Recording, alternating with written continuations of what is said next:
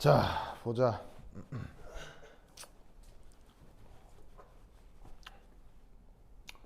반데르바스 상대방 형식을 저번 시간에 이제 어떻게 소개를 했었냐면,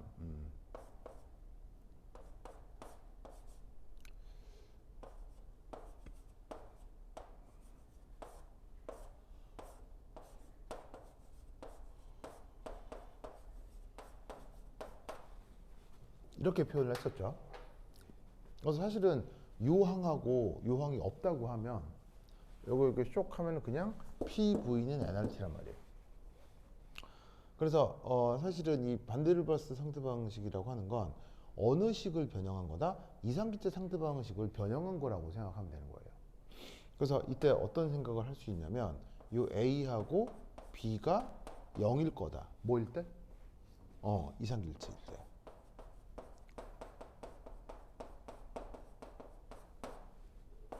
그래서 반데르바스 상대방식이 뭐냐면은 이렇게 뭐 의미가 있다라기보다는 쉽게 받아들여질 수 있는 게 이상기체 상대방식이 기존에 있잖아요, 그렇죠?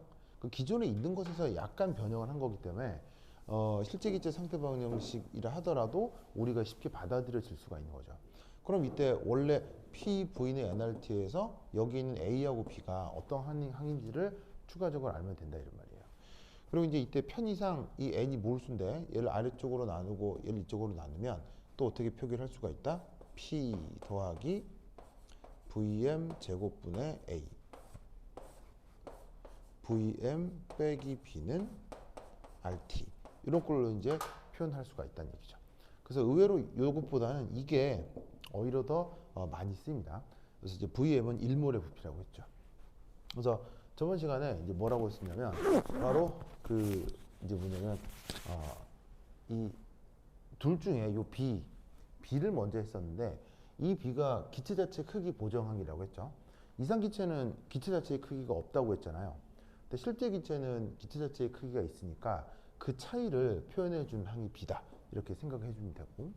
그럼 이제 저 B를 실제로 구할 수 있느냐? 예, 실제로 구할 수 있어요. 그래서 실험을 통해서 저 B값을 구할 수 있는데 그 B값을 약간 좀 정확하게는 아니고요. 정확하게는 아니고 좀 비슷하게 쉽게 구할 수 있는 방법이 있고 이게 학교 시험에 굉장히 잘 나와요. 굉장히 잘 나와요.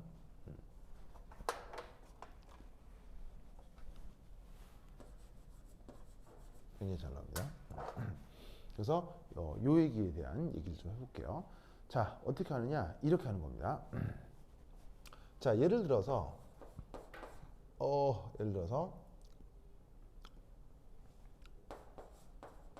H2O 리퀴드 보이세요? H2O 리퀴드. 자, H2O 리퀴드라고 하면 그때 이 녀석의 밀도가 얼마죠? 밀도가 바로 1이고 단위는 그램 퍼 세제곱 센티미터. 뭐 밀리리터도 좋아요. 뭐 이게 뭐 밀리리터라도 해도 하여튼 뭐 크게 문제는 없죠.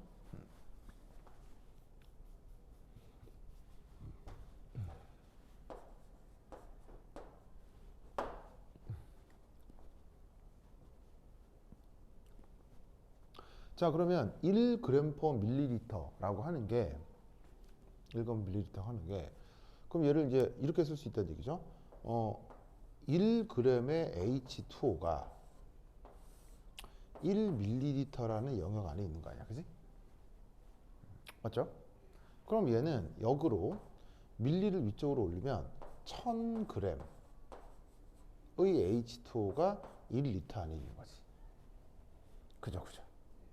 근데 여기에 있는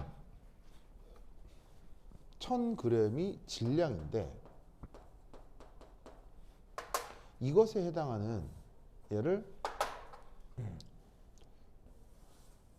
몰수로 바꾸고 싶어. 몰수. 그럼 1000g을 어떻게 해주면 몰수로 바꿀 수 있어요? 분자량으로 나누면 되겠죠. 그래서 1000g을 18g per 몰 얘로 이제 나누어주면 몰수 표현으로 바꿀 수 있는 거예요.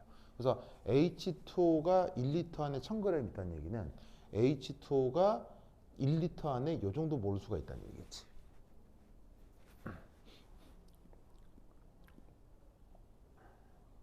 무슨 말 알겠죠? 알겠죠?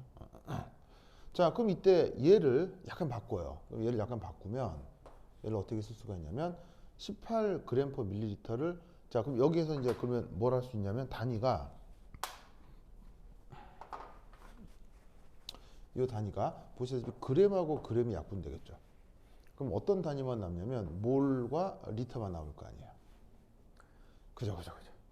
그럼 이때 얘를 어떻게 바꿀 수 있느냐? 요렇게 18 나누기 1십 100 1000 1십 100 1000 몰 1십 100 1000 리터 퍼 몰분의 1 이렇게 바뀌겠죠? 그럼 얘를 다시 쓰면 뭐 0.018 리터 퍼 몰이에요. 아시겠죠? 그런데 이 값이 이게 뭐랑 비슷하냐면 저 H2O의 B값과 아주 비슷해집니다. 그러면 실제로 H2O의 저 B값은 어느 정도 되냐면 그러니까 H2O 얼마냐면 교재에도 나와 있는데 교재 보시면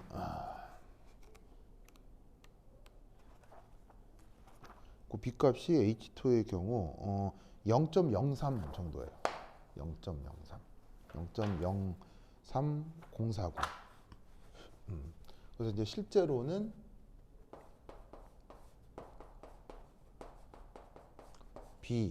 H2O의 경우 0.030 0.03049 049 리터 퍼 몰 정도의 값이 됩니다.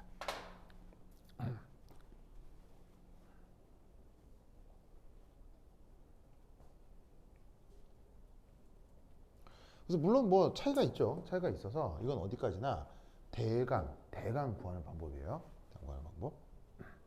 근데 이 계산 과정을 통해서 이렇게 근사해보라는 시험 문제 억수로 많아요. 학교 시험에 이것이 잘 나오니까 꼭 기억을 해둬야겠죠. 그럼 이제 이것에 대한 아이디어는 바로 이제 이거라고 볼 수 있죠. 자, 예를 들어서 여기 이제 어떤 이제 용기가 있다. 자, 거기에 뭐 이런 식으로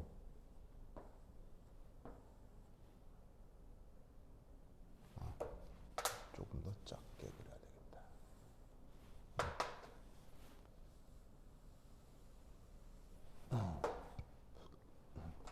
이렇게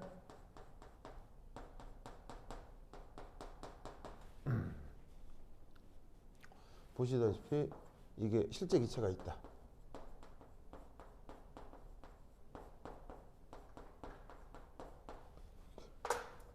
그럼 이때 얘를 뭐 온도를 낮추거나 해서 얘가 상태가 변한다. 그러면 저 기체들이 여기서 요래 뭐 하나만 더 그릴까? 요래 보이죠? 이렇게 쭉 모여 있는 걸 거란 말이에요. 그럼 이럴 때 우리는 이만큼을 우리가 액체 상태라고 볼 수 있거든요.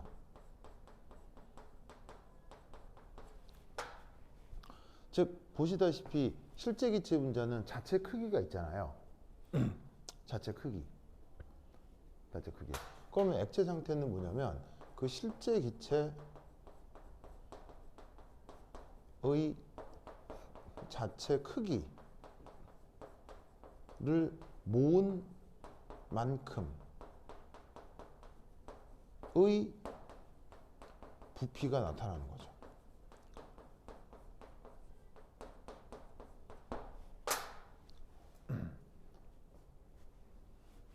알겠죠? 그리고 그 자체 크기만큼의 그 모아놨을 때 그것과 별도로 저 녀석의 질량이나 몰수는 또 따로 있을 거 아니에요. 그 질량이나 몰수로 저 부피로 나눠주면 바로 여기에 있는 B값을 구할 수가 있다는 얘기예요. 물론 정확하게 아주 정확하게 일치하지 않는 이유는 뭐 예를 들면 뭐 이런 공간들이 조금 남죠. 이렇게 이런 공간들이 좀 남기 때문에 실제로는 정확하게 일치하는 건 아니지만 근사적으로 저 액체 상태의 밀도로부터 B값을 대강 유추해 올 수 있어요. 알겠죠? 저 이게 시험 문제로 굉장히 많이 나온다. 자, 그리고 방금 했던 것처럼 여기에 있는 B값의 단위는 뭐죠? B의 단위는 항상 리터 퍼 몰. 꼭 기억하시고. 자, 그래서 이게 기체 자체 크기 보정한 B가 되겠습니다. B. 됐죠? 자, 그 다음 A로 넘어갑니다. 자, 두 번째는 A. 자, A는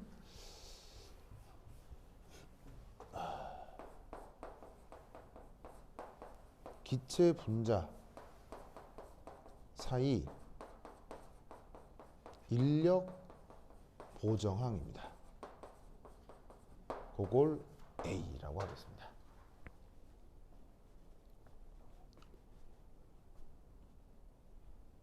기체 분자 사이의 인력 보정항. 그걸 A라고 하겠습니다.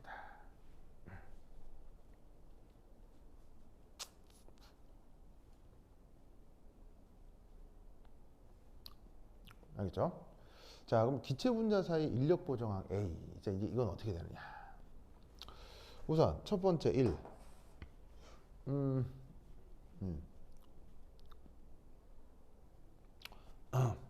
이 분자 간 인력 때문에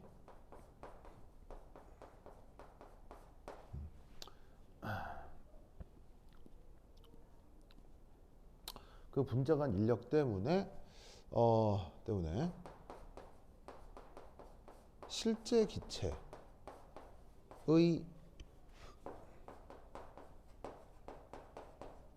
압력이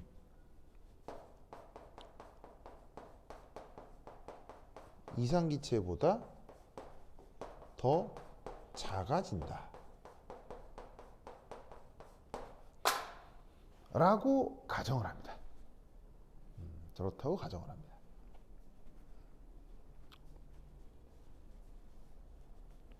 자, 쓰였어요? 저 무슨 말일까요? 이해했어요? 응? 정말 이해했어요? 자, 어제 퀴즈도 풀었지만 기체에 의한 압력은 왜 나타나냐면 기체가 슝 진행을 하다가 이 벽을 쾅 하고 때리면서 뭘 전달하죠? 때리고 튕겨나오면서 뭘 전달하죠? 충격을 전달하죠. 그 충격이 단면적으로 나뉘어졌을 때 압력이 되는 거예요. 그럼 이 벽 바깥에 있는 사람 입장에서는 벽에 딱 손을 대면 누가 쿵쿵쿵 때리는 것 같잖아요. 그게 인간에게 뭐로 느껴진다? 바로 기체에 의한 압력으로 느껴지게 된다는 얘기예요. 아시겠죠?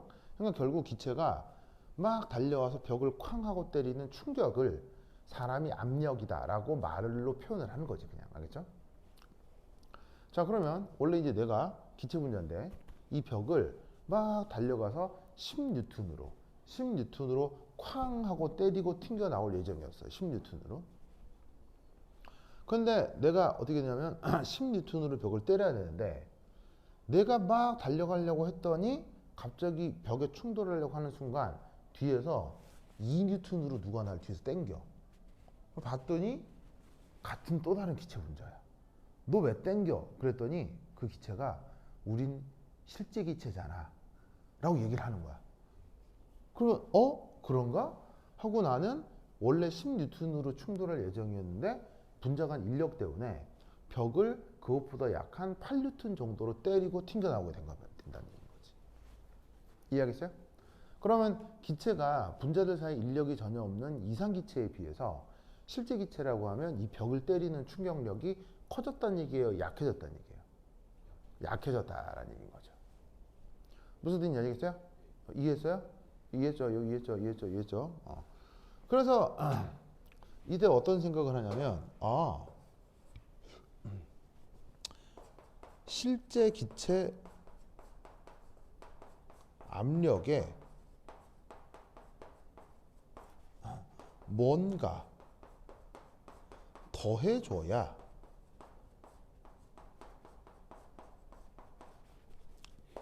이상 기체적 압력이 되겠구나 라고 생각을 해볼 수가 있다 이런 말이에요. 아까 예를 들었던 것처럼 내가 실제 기체인데 실제로 벽을 8뉴턴으로 때리게 된다고 했죠. 근데 그 8뉴턴에다가 2뉴턴을 더해줘야 원래 이상 기체가 벽을 때리는 그 힘이 나타났을 거라 이런 말인 거죠. 이해했어요? 이해했죠? 이해했죠? 좋아.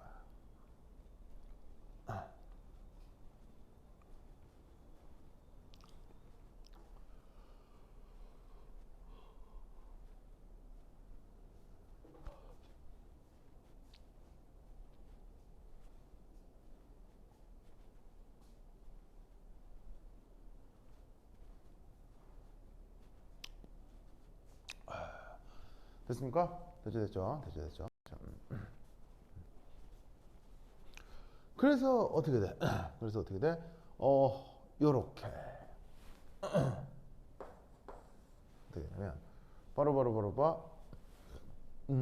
이상기체 상태방정식에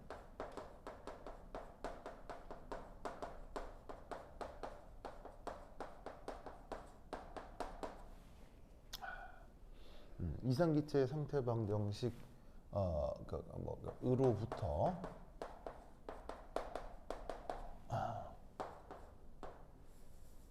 실제 기체의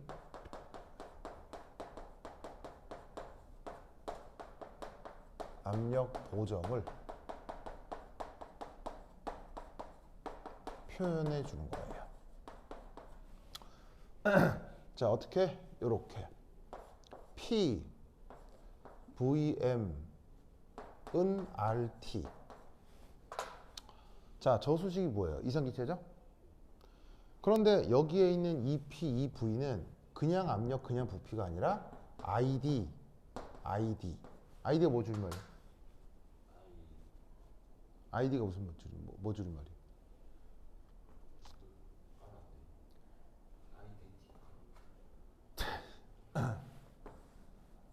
아이디가 뭐 줄임말이냐면요, 아이디얼 개수요. 이상기체 영어로 뭐라고 하죠? 아이디얼 개수. 실제 기체는요?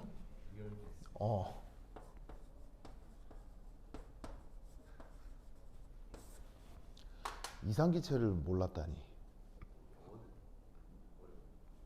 아, 그래요? 알겠습니다. 자, 그래서 여기에 있는 이 식이 PV는 NRT인 건 알겠죠? 이게 PV는 NRT예요. 자, 근데 이때 여기를 어떻게 수식을 바꿔주냐면 얘를 이렇게 바꿔주는 거지. P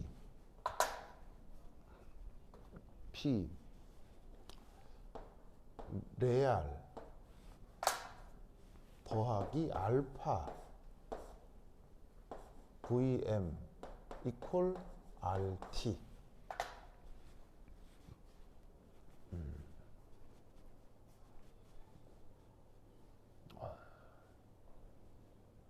자, 저렇게 바뀐 거 보이세요? 자, 뭐냐면 여기에 있는 P 레알 이게 뭐겠어요? 그냥 이게 실제 측정되는 압력인 거예요. 알겠죠? 실제 측정되는 압력이니까 그냥 압력을 측정할 수 있는 기구로 실제로 측정되는 압력이니까 그 실제로 측정되는 압력은 실제 기체 압력이에요, 이상 기체 압력이에요? 실제 기체 압력이죠. 자, 몇 번 얘기했지만 이상 기체는 실제 존재해요, 이상 기체는 없어요. 이상 기체는 없기 때문에 여하튼 측정되는 기체 압력이라는 건 다 실제 기체 압력인 거예요. 알겠죠? 그런데 거기에 뭔가가 있어요. 뭔가. 그 뭔가를 지금 알파로 표현한 거예요. 무슨 말 알겠죠? 뭔가를 알파로 표현한 거예요. 됐다. 뭔가를 알파로 표현한 거다.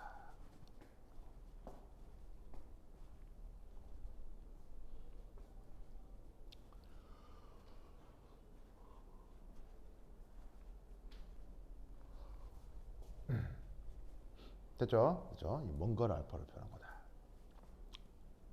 그러니까 여기에 있는 실제 측정되는 압력, 그래서 레알이라고 쓴 거지.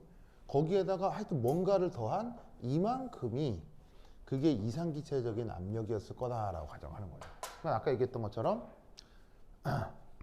실제 기체가 벽을 8N으로 때리는데 거기에 2N을 더해줘야 그게 뭐가 된다? 10N이 되면서 그게 이상기체였을 때 벽에 가하는 충격이 됐을 거다라고 생각할 수 있는 거지. 무슨 말이죠? 그렇죠? 오늘을 꾹꾹 긁어두시기 바랍니다. 알겠죠? 그렇죠? 자, 그럼 이때 당연히 3.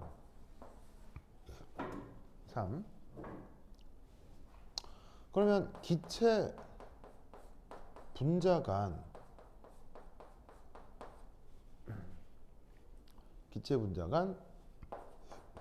인력이 클수록 분자 간 인력이 클수록 그 뭔가 여기서 알파라고 하죠. 클수록 여기 제시한 알파는 당연히 더 커질까요? 작아질까요? 더 커지겠죠.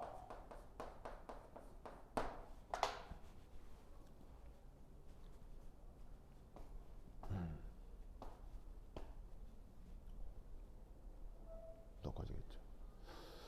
알겠죠? 서로 끌어당기는 힘이 강할수록 그 실제 기체에서 없어지는 압력은 더 커지게 될 거라는 얘기예요. 그래서 분자 간 인력이 클수록 알파는 더 커진다. 알겠죠? 자, 그럼 이때 네 번째는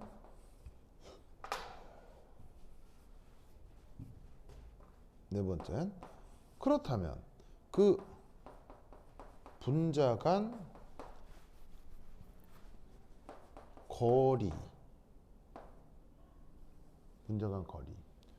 거리와 부피가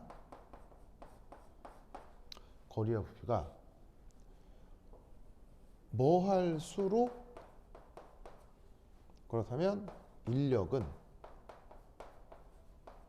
더 커질까요?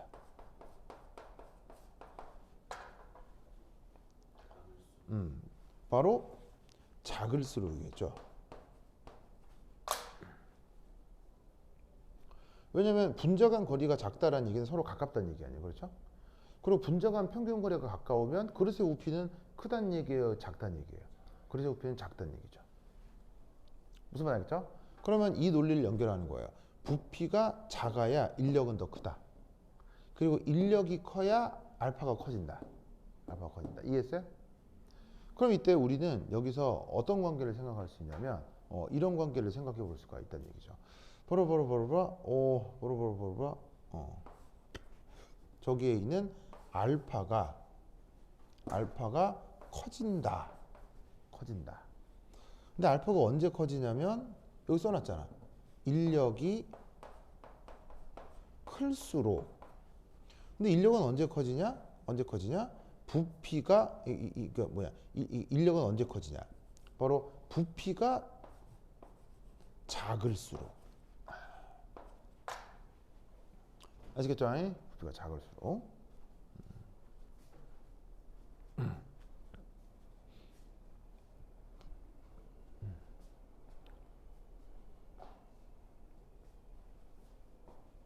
아시겠죠? 그렇죠? 이때도 이제 여기서 이런 생각을 합니다. 짜잔. 비교하기 편하게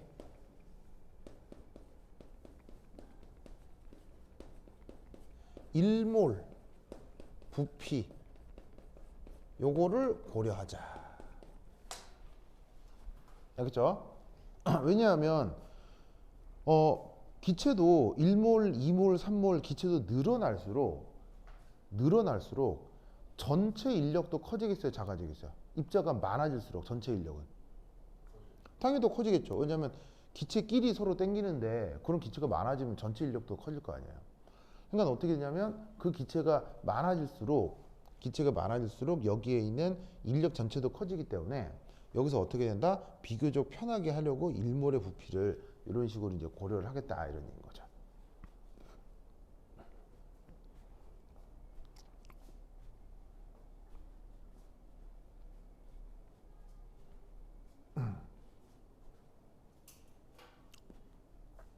뭔 말인지 아시겠죠? 그죠? 저렇게 고려를 하겠습니다. 자, 그러면 이때 저 상태에서 이제 이런 생각을 해볼 수가 있겠네요. 자, 여기 칠게요. 칠게요.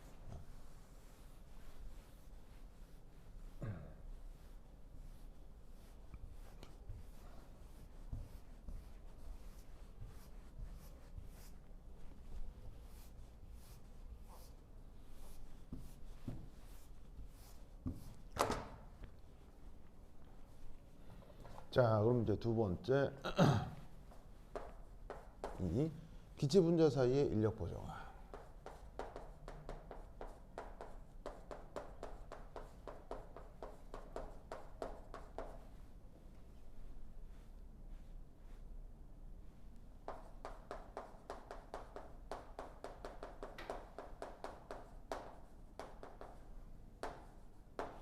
자, 여기에서 이제 다섯 번째 O 이런 생각을 하는 거예요. 바로 저 알파가 이런 식으로 비례할 거다. 뭐에? 저 1몰 부피에 1몰 부피에 예를 들면 1몰 부피에 뭐로 잡죠? 1몰 부피에 보통 1몰 부피에 뭐 A, B, C, D, R, A 1몰 부피 말이 생각이 안 나니까 1몰 부피 말이 생각 부피에 그러니까 여기 뭔가 안 쓴 걸 하나 써야 되는데 안 쓴 걸 하나 써야 되는데 K는 또 볼주만 상수잖아. T는 좀 그렇고 PQ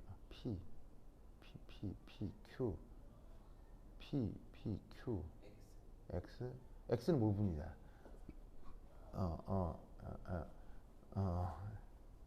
A 방소 B C D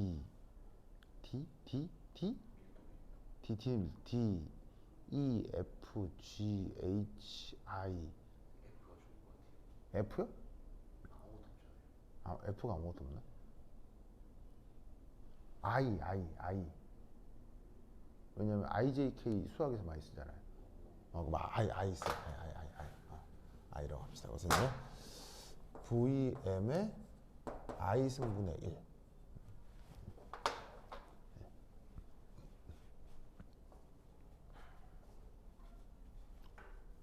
그래서 여기서 I는 그냥 어떤 지수 이렇게 생각을 합시다. 알겠죠?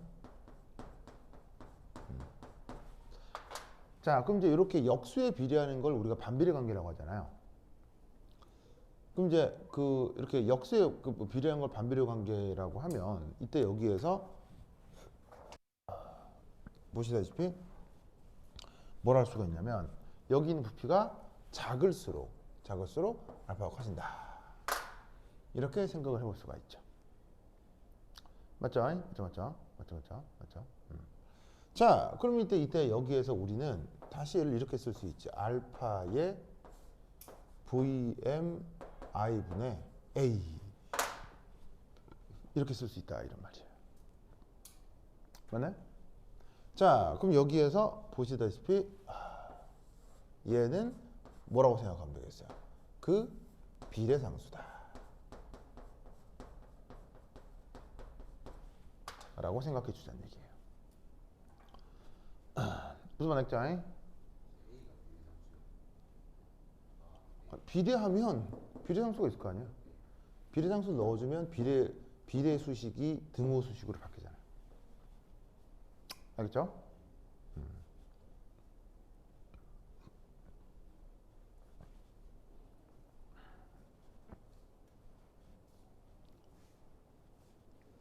자, 그럼 이때 반데르바 상태 방식이 지금 주어진 게 요거잖아요. 그럼 여기에서 바로 이 압력 이게 레알 압력일 거라고요. 그리고 알파라고 하는 게 어디예요? 알파라고 하는 게 이만큼이 요게 알파일 거거든. 그지 그지? 그럼 알파에서 비례상수라고 하는 게 바로 A가 되는 거고, 여기 이제 I라고 어떤 지수를 정해줬잖아요. 그 지수가 지금 여기는 제곱으로 표현된 거다, 이렇게 생각을 하면 되는 거지. 어차피 뭐만 생각해 주면 되니까 부피가 작아지면 알파 값이 커지기만 하면 되니까. 네, VM의 I수. 왜 그건 뭐라고 생각했어요? 예?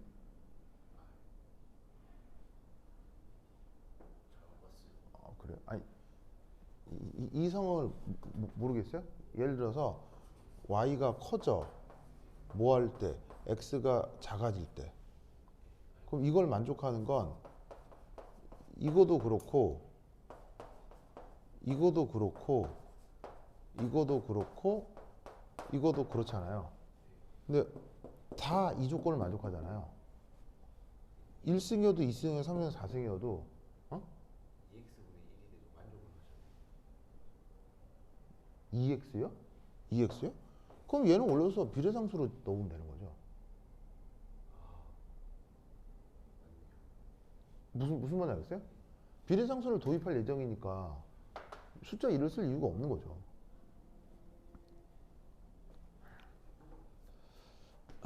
됐어요? 알겠죠?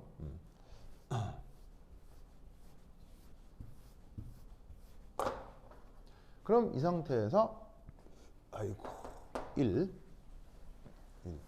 아 있으면 안 되겠다. 1 야이 나오자. 안 돼. K승이야. K.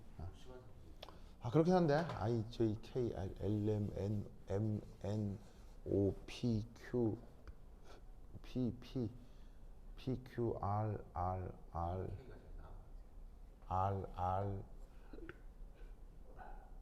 그냥 K, K, K.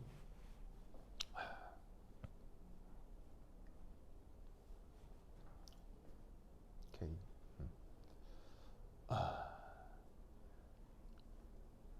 자, 우선 첫 번째, 이렇게 됩니다. 우선 이제 살펴볼 건 뭐냐면, 이제 제시된 저기에 있는 반데르발스 이쿠에이션은 VM에 대한 몇 차 방정식이죠? 혹은 다항식이죠?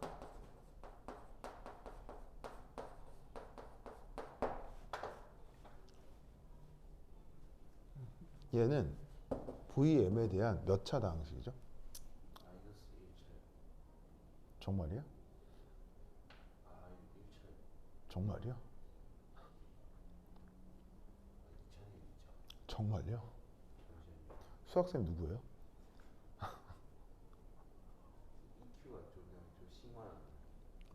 네, 이쿠에이션을 방정식. 이거.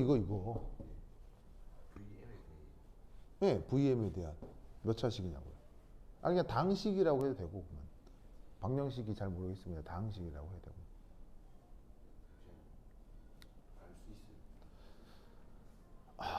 이게 되게 어려운 건가?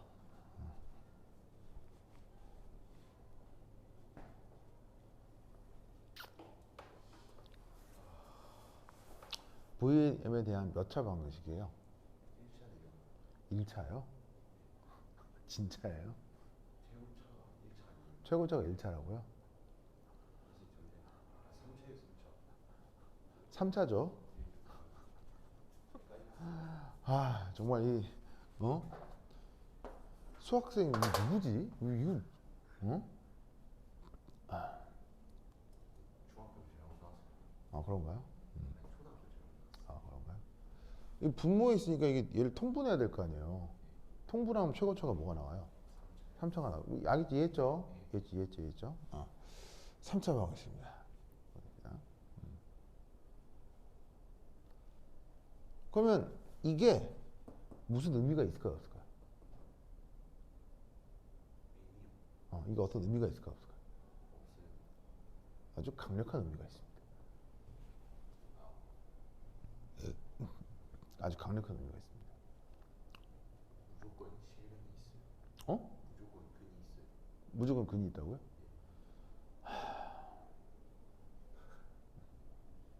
좋습니다. 좋습니다. 좋아요. 자, 그러면 이 3차 방식이라고 하는 것의 의미를 한번 생각을 해볼 건데, 자, 우선 보통의 다항식의 개형, 이걸 한번 그려보자 이런 말이야. 진짜 왔어요? 시간이 잘 가가지고. 그래요? 여기 누구야? 전화했었는데? 이거 뭐야? 이거 준영이가 전화했었는데? 근데 전화번호 저장 안 하는데. 진짜로요? 그래서 전화 와도 너 스팸 있구나 이렇게 있구나. 이게 또 어디서 중국에서 전화 오나 이랬던 거 아니에요? 진짜 그렇구나. 이게 서로 친한 거 맞아요? 친해요. 안 친하다는데요? 안 친하다는데요? 어제부터 은쪽이가 돼서 이제 준영이한테 까칠할 것 같아요. 진짜로요? 원래 있던 거 구장. 원래 거 있어. 근데 원래 거여도 그냥 쓰기만 하면 돼요. 원래 거여도 쓰기만 하면 돼요. 근데 현추도 안 추워요? 진짜요? 나 지금 되게 추운데? 진짜로요? 추운데? 참네. 자, 그럼 보통의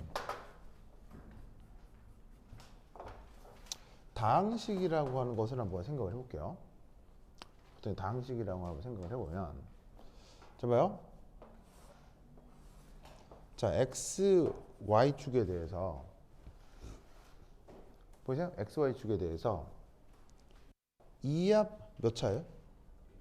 1차죠.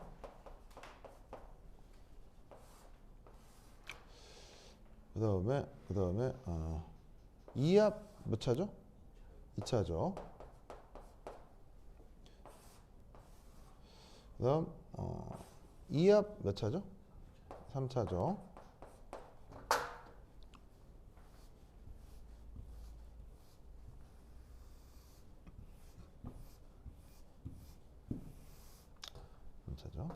그 다음에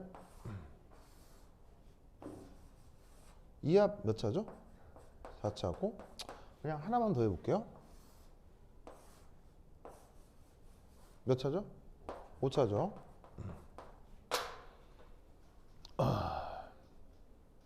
그래서 왜 수학 시간에 뭐 우함수, 기함수 막 이런 말 쓰잖아요. 그렇죠? 이런 거 쓰잖아요. 그래서 이게 그다음 5차, 그다음에 뭐 6차, 7차, 8차 하면은 지금 여기에서 뭔가 그 어떤 그 경향성이 딱 나타나는데, 자 봐요. 홀수 차수가 되면요. 그러니까 4차는 이렇게 앞에 그거 개수를 음수라고 하자. 뭐 이렇게 될 텐데, 홀수 차수라고 하면 어쨌거나 전반적으로 작아지는 전체 경향성이 있는 반면에, 짝수 차수가 되면요. 커졌다가 작아지는 전체 개형이 나타난다는 얘기예요. 무슨 말씀 아시겠죠? 이해했어요? 이해했어요? 자, 그렇다면 이때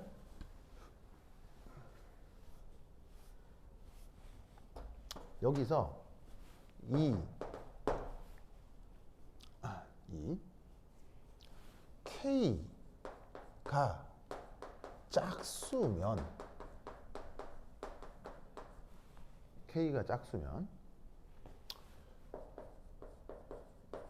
물리적 현상을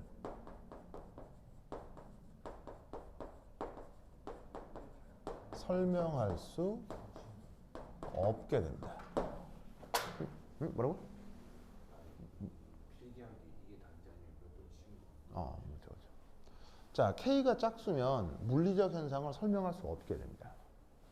자, 물리적 현상을 설명할 수 없다. 좀 약간 점잖게 쓴 말인데 실제로 무슨 말이냐면 말도 안 된다 이런 얘기예요. K가 짝수일 수 없다는 얘기예요.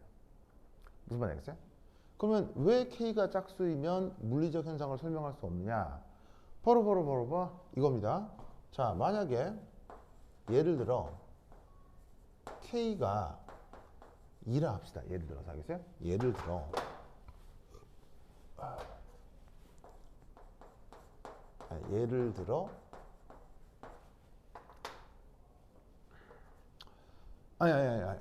무슨 K가 다시 K가 뭔 소리야? K가 홀수면 물리적 현상을 설명할 수 없게 됩니다. K가 홀수면. 자, 그럼 이 말은 무슨 말이냐면 K가 자, 예를 들어 K가 1이면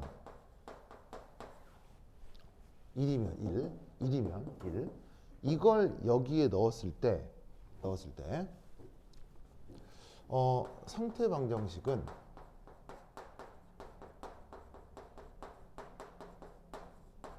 VM에 대한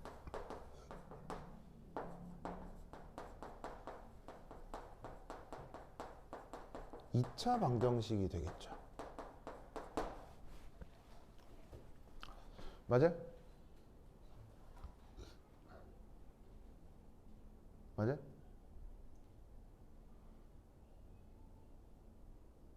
K가 1이면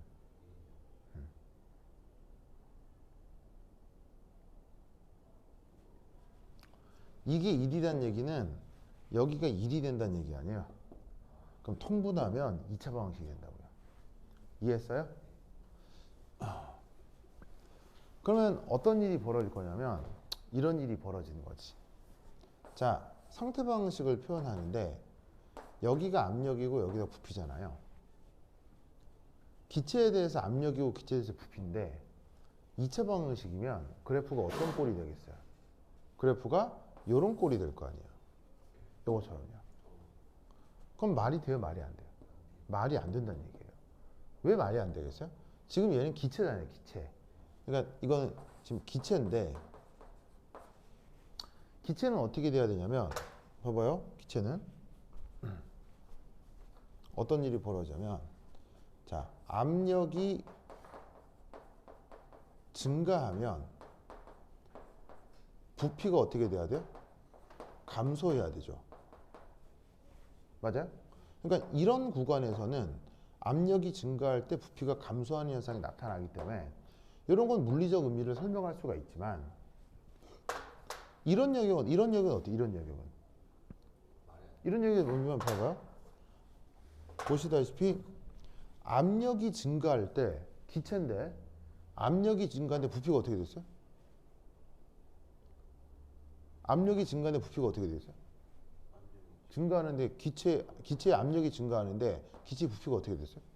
증가했죠. 말이 돼요? 말이 안 돼요?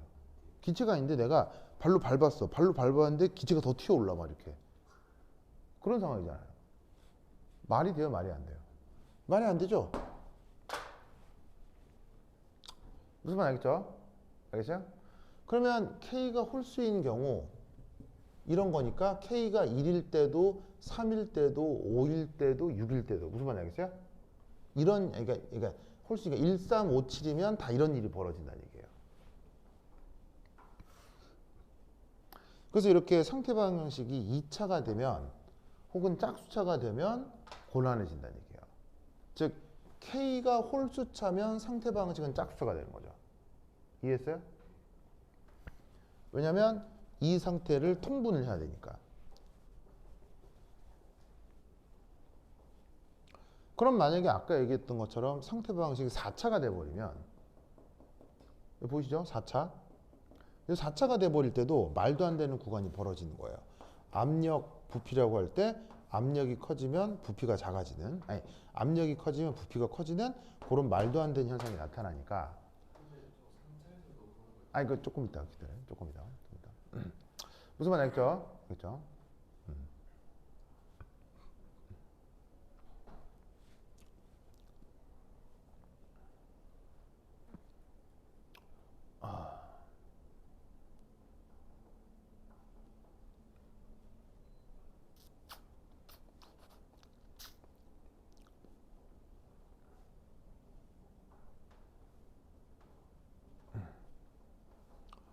아이고. 그리고 또 한 가지 또 한 가지의 문제는 뭐냐면, 한 가지 문제는 짝수 차수가 되면요. 짝수 차수가 되면 전체 압력을 표현할 방법이 없어요. 자, 인간이 가하는 압력은, 외부에서 가하는 압력은 한계가 있어요. 계속 커질 수 있어요. 계속 커질 수 있죠. 그럼 만약에 이게 상태 방식이 돼버리면, 짝수가 상태 방식이 돼버리면 이 기체는 특정 압력 이상은 가할 수 없다는 거 아니에요. 무슨 말인지 알겠어요? 이 기체에는 특정 압력 이상은 가할 수가 없다는 얘기 아니에요. 그러면 이거는 실제에 적용하기 쉬워요, 어려워요? 적용할 수 없다는 얘기예요. 아시겠어요? 그러니까 얘가 전체적으로 상태 함수가 1차나 3차나 5차가 돼야 내가 원하는 모든 압력, 모든 부피, 모든 압력, 모든 부피, 모든 압력, 모든 부피에 대한 적용이 가능하다는 얘기예요. 무슨 말 알겠죠? 그렇죠? 그래서 어떻게 돼야 되냐면,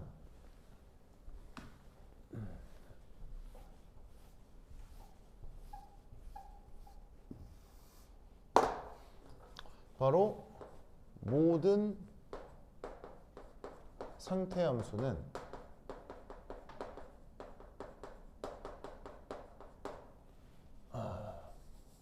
그래서 이제 3 모든 상태 함수는 반드시 VM에 대한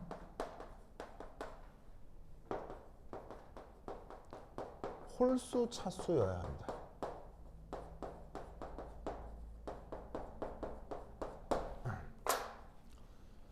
모든 상태 함수는 반드시 VM에 대한 홀수 차수여야 된다.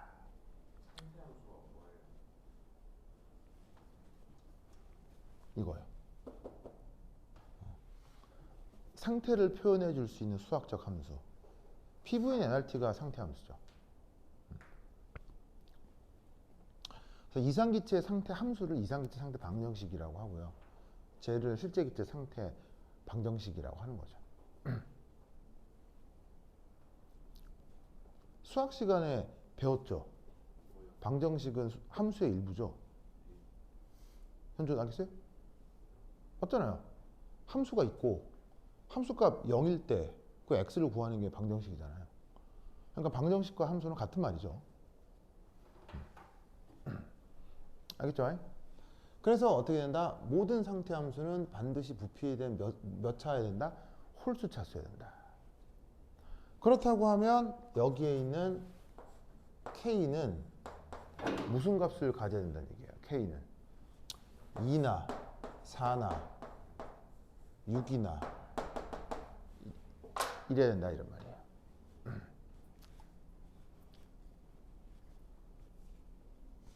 무슨 뜻인지 아시겠죠? 그러면 이때 여기에 있는 요 2 이게 어떤 의미를 가지겠어요? 이게 어떤 의미를 가지겠어요?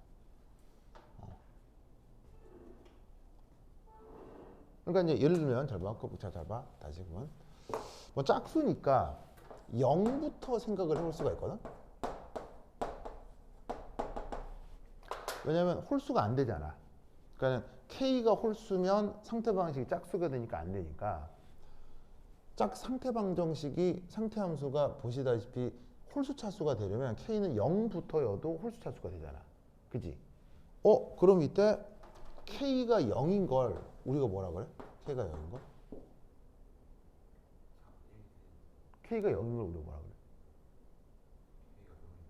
K가 0이면 뭐야?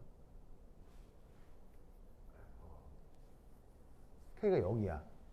그럼 함수가 뭐가 돼 그냥? 아니 이 전체를 보라니까. 이 전체를 보면 PVRT잖아 그냥 거기에 상수만 하나 꽁꽁 들어가 있을 뿐이잖아. 그럼 무슨 함수라고 하냐? 이상기체 상태 방식이요.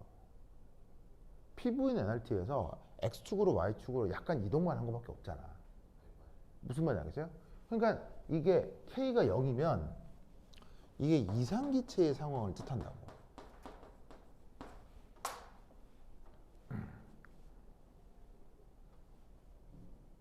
그럼 K를 0이라고 두는 순간 알파가 상수함수가 되지. 그럼 여기 그냥 이것도 A만 상수 A만 하고 상수 B만 남잖아. 그럼 어떻게 되냐면 A하고 B 상수를 그냥 0, 0으로 정해주면 그게 PV는 NRT지.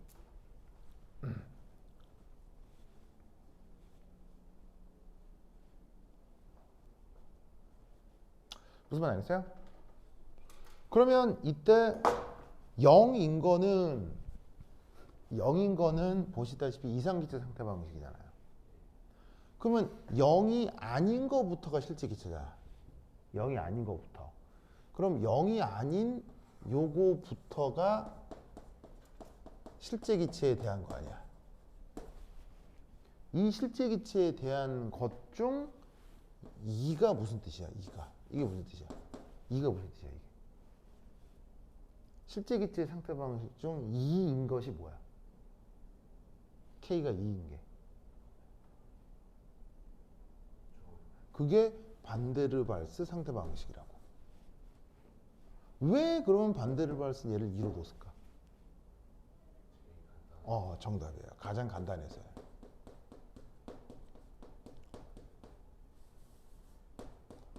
가장 간단한 게 왜 중요하죠? 단순히 그 문제일까요? 가장 간단한 게 반데르발스에겐 중요한 문제였을까요? 안 중요한 문제였을까요? 수식을 간단하게 표현하는 게 반데르발스에게는 중요한 문제였을까요? 안 중요한 문제였을까요? 바로 극도로 중요한 문제였어요. 왜일까요?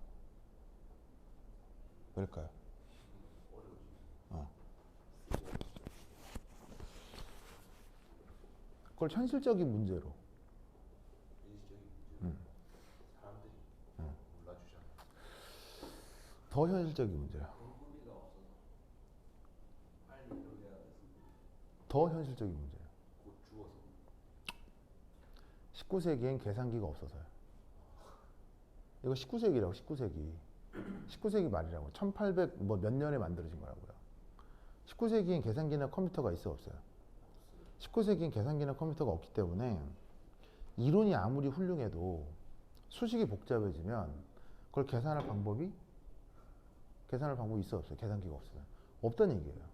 그러니까 아무리 훌륭한 이론도 수식이 복잡해지면 그 옛날에는 그게 맞는지 틀렸는지 그거를 확인할 방법이 없는 거예요. 계산을 못하니까.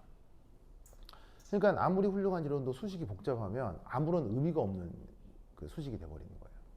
그래서 반데르발스 시기에는 컴퓨터가 없었기 때문에 반데르발스는 어떻게? 이건 이상기체고 그럼 이거부터 실제 기체잖아. 그 중에 가장 차수가 작은 걸 반데르발스 상태 방식으로 정한 거예요. 무슨 말인지 알겠어요? 그럼 이 말은 어떤 상태 방식도 있다는 얘기예요.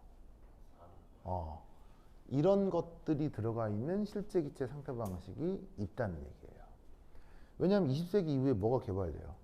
계산기가 개발되죠. 계산기가 개발돼서 이제 컴퓨터한테 계산을 시키면 되니까 계산에 대한 부담이 없죠.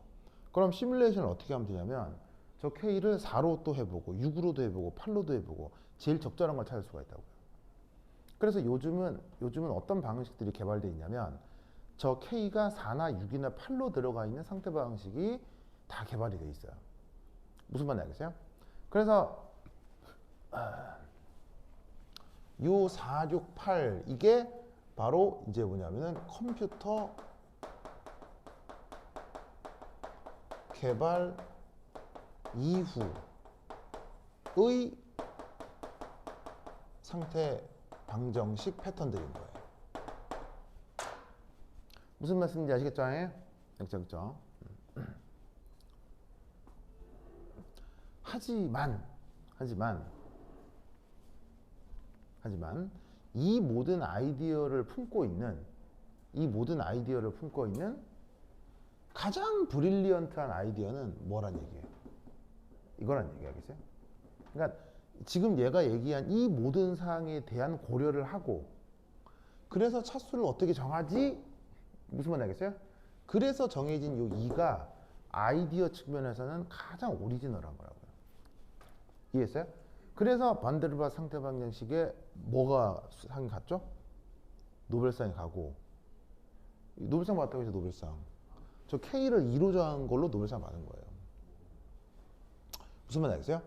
노벨상이 갔고 그 이후에 K를 4나 6이나 8로 정하는 건 사실 계산의 어떤 정확성만 있을 뿐인 거지 어떤 물리학적인 아이디어가 달라진 거예요? 아이디어는 똑같은 거예요? 물리적인 아이디어는 똑같기 때문에 그 수업 시간에 가르치질 않는 거예요. 무슨 말 알겠죠? 이해했어요? 네. 그러면 이제 이때 약간 현준이가 이제 슬쩍 얘기한 걸 이제 다시 얘기하면 자 우선 상태방정식이라고 하는 건 왜 뭐? 알파 있잖아요. 네. 알파에서 그 K가 커지면요. 네. 옆에 있는 VM은 어떤? K가 커지면. 네? 뭐라고요? VM 측정. 네? 저거 여기서 이 있는 거 있잖아요. 이거? 네. 이걸 K로 뒀을 때 그다음요? 그게 변하면 VM 옆에 있는 건 어떻게 돼요? 이거요? 이게 왜요? 그건 그대로. 이게 뭔데요? 아니 K가 여기 있어요? K 아니 여기 없잖아요. 지금 이거는 저번 시간에 얘기가 끝났고 이 부분 하는 거예요.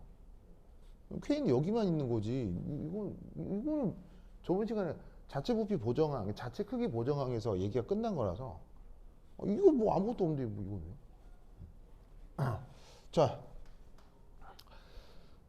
이걸 압력이라고 하고 이걸 부피라고 하면 인간이 변화시킬 수 있는 부피는 0에서부터 무한대까지라고 볼 수 있고 인간이 가할 수 있는 압력도 0에서 무한대까지라고 볼 수 있다고요. 무슨 말 알겠죠? 그러니까 실험 데이터를 내가 표현하는 데 있어서 0에서 무한대까지 부피를 0에서 무한대까지 압력을 표현할 수 있는 함수여야 내가 물리적인 의미가 있는 함수라고 활용할 수가 있을 거 아니에요. 근데 아까 얘기했던 것처럼 짝수차가 돼버리면 이 함수는 일정 이상 압력을 표현할 방법이 없어요. 일정 이상 압력을 표현할 방법이 없다고. 그래서 상태 함수는 어떻게 1차, 3차, 5차여야 된다고 했죠. 근데 이때 여기서 묘한 게 생기네요. 바로 요거요. 요런 묘한 부분이 생기네요. 맞습니까? 자, 사실 이 부분은 예를 들어서 요런 부분이 물리적 의미가 막 뒤집히죠. 이상하잖아요. 그렇죠? 이상한 부분이 생기죠. 그러면은 저런 부분은 어떻게 해결해 주냐면 이렇게 해줍니다. 바로 어차피 내가 원하는 모든 압력, 모든 부피를 표현해 주면 되는 거 아니에요. 모든 압력, 모든 부피를 표현해 주면 되는 거 아니에요. 그럼 이때 여기서 전체적인 꼴은 홀수차로 잡아준 다음에 말도 안 되는 부분에는 새로운 함수를 덧대해 주는 거예요. 어떻게 새로운 함수를 덧대해 주냐면 원래 개형이 이렇게 돼야 되고 원래 개형이 이렇게 돼야 되는데 돼야 되는데 이때 요 함수값부터 요 함수값 사이를 이합 상수함수로 연결해 주는 거예요. 요 함수값과 요 함수값 사이를 이합 상수함수로 연결해 주는 거예요. 상수함수. 상수함수.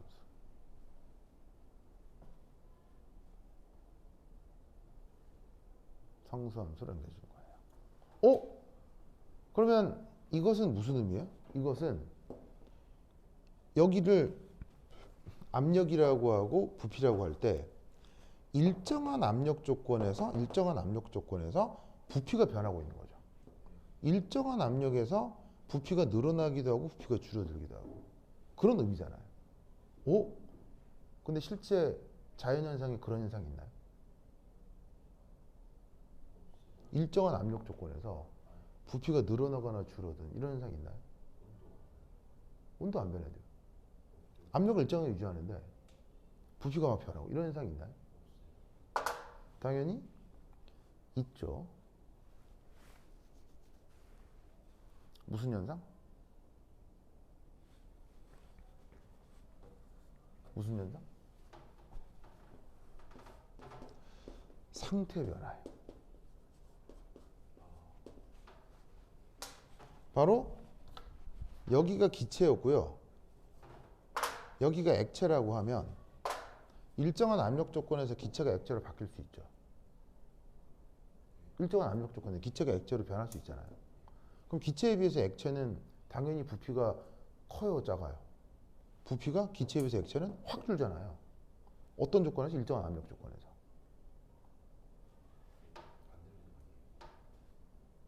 기체, 액체요.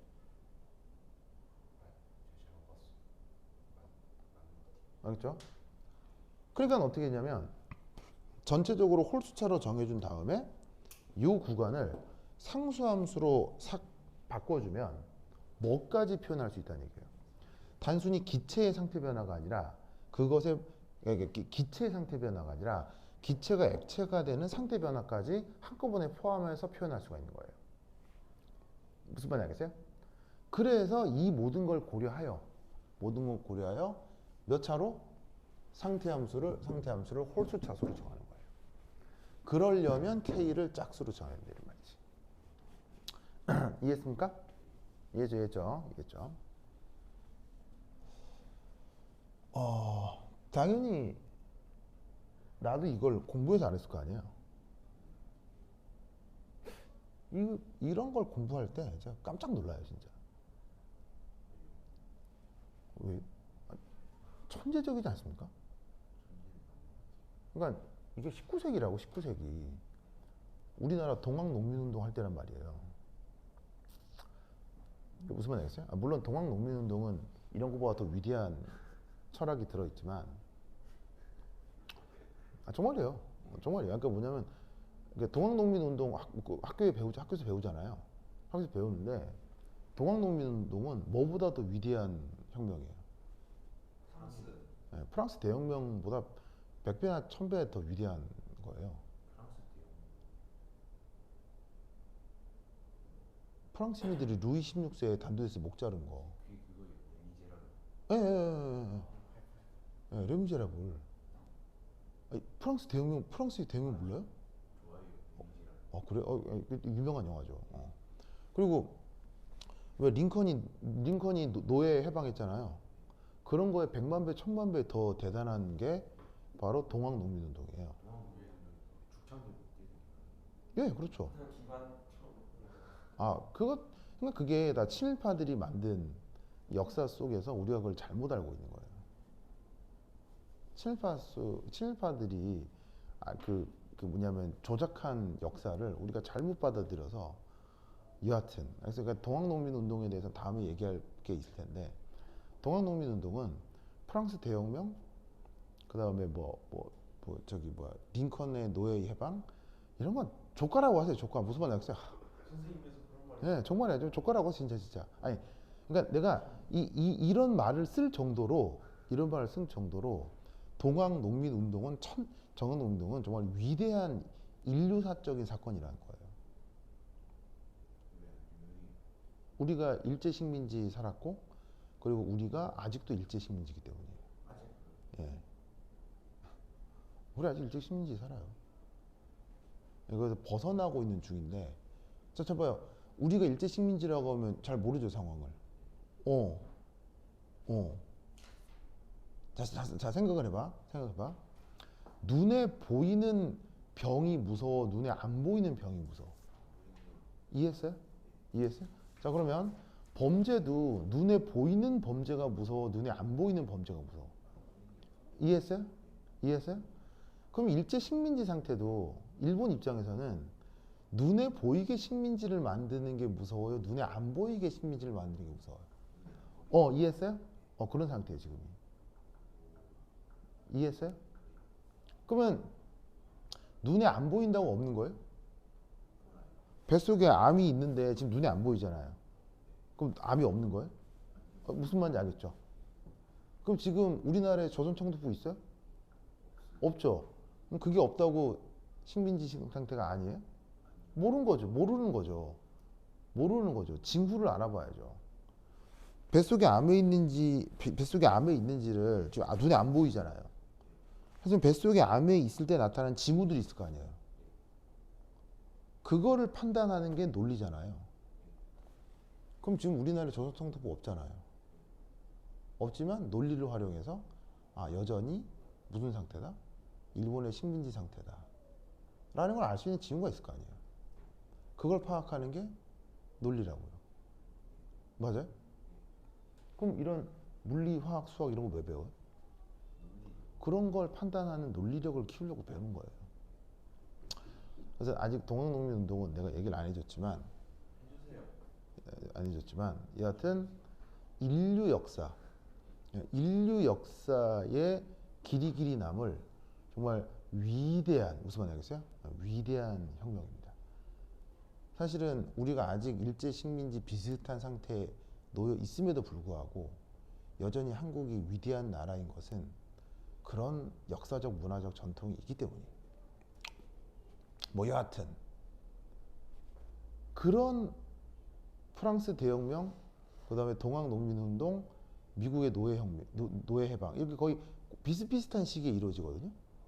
그럴 때 유럽 어디 방구석 어딘가에선 이런 생각을 하고 있었던 사람이 있다 이런 말이에요.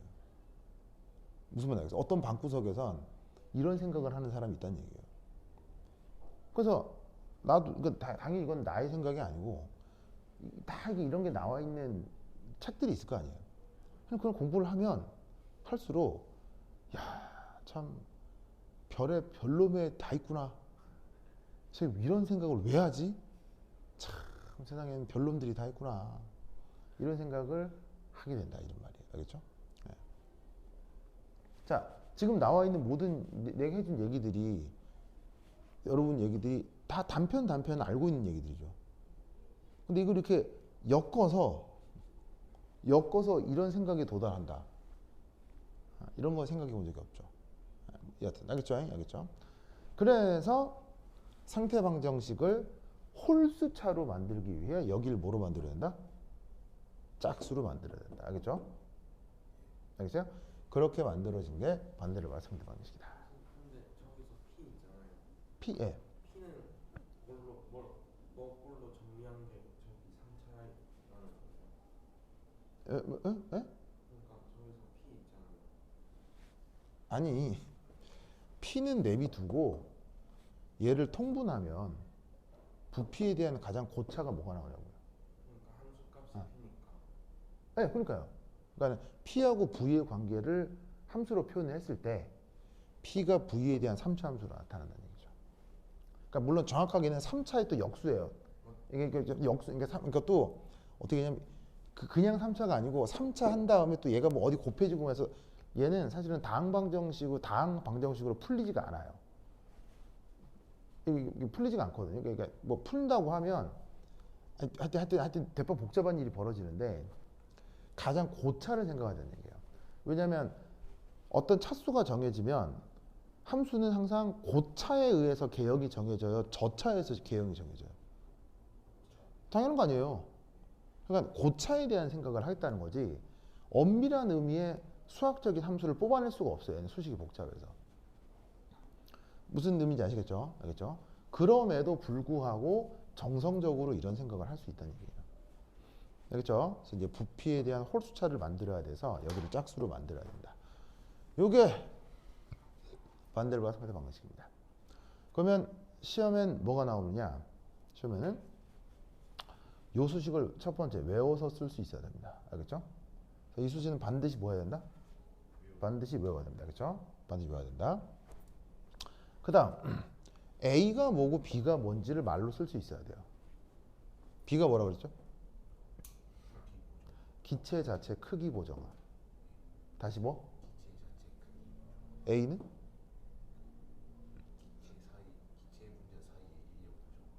현준이 왜 얘기 안 해요? 뭐라고요? B가 뭐예요? 기체 크기 보정. A는? 기체 사이의 인력 보정. 왜 현준이 얘기 안 하는 거예요? 이거 어제부터 이게 은쪽이가 됐다니까. 시켜도 이게 대답도 안 하고. 와 진짜 현준이. 몰라서 응? 왜 이렇게 그거 금쪽이랑 닮아가는 거예요? 현준이 진짜. 노래방에서 달달 같이 불러가지고. 에? 뭐라고? 뭐라고? 금쪽이랑 각별한 사이가 됐다는 거예요?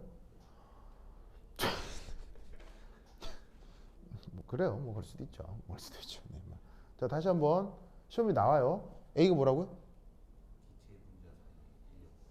현준이 왜 안 하냐고. 현준이 이 뭐라고요? 기체 사이의 인력의 보정. 그걸 쓰라고 나온다고요. 시험 문제 알겠어요? 쓰라고 나온다고. B는 뭐라고? 기체 자체 크기 보정. 이 말을 외워야 되겠어요? 알겠죠? 꾹꾹 기억해 두시기 바랍니다. 그리고 이때 B는 어떻게 근사할 수 있죠? 액체 상태 물질의 밀도로부터 B값을 구할 수 있다고 했죠.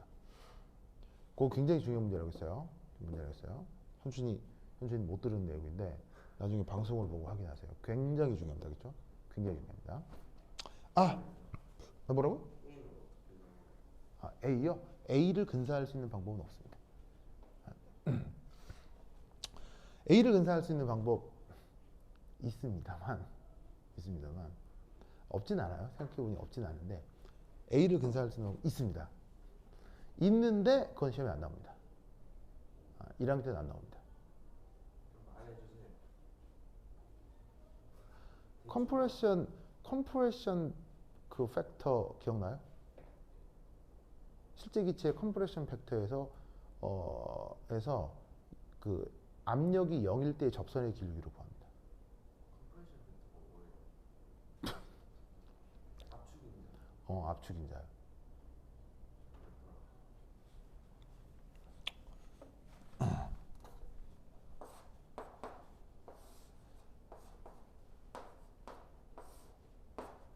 이게 기억나요?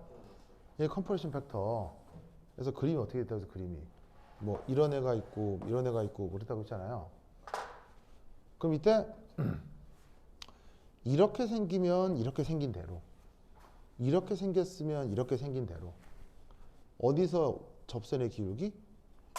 압력이 0일 때에 컴프레션 팩터의 접선의 기울기 있을 거 아니에요. 그걸로 A를 구할 수 있어요. 알겠죠?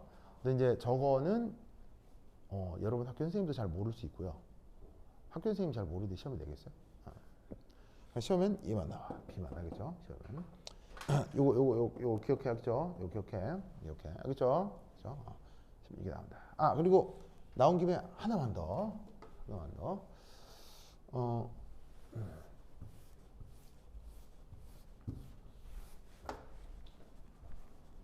가지고 막으로 6 A 단위 어떻게 돼요? 단위. 자, 참고로 저번 시간에 했죠. B 단위는 뭐라고 그랬어? B 단위. 리터 퍼 몰이라고 했죠. 누구랑 단위 같아야 돼요? 이거랑 같아야 되잖아요. 그러면 이것도 누구랑 단위가 같아야 되겠어요? 이거랑 뭐라고? VM이요?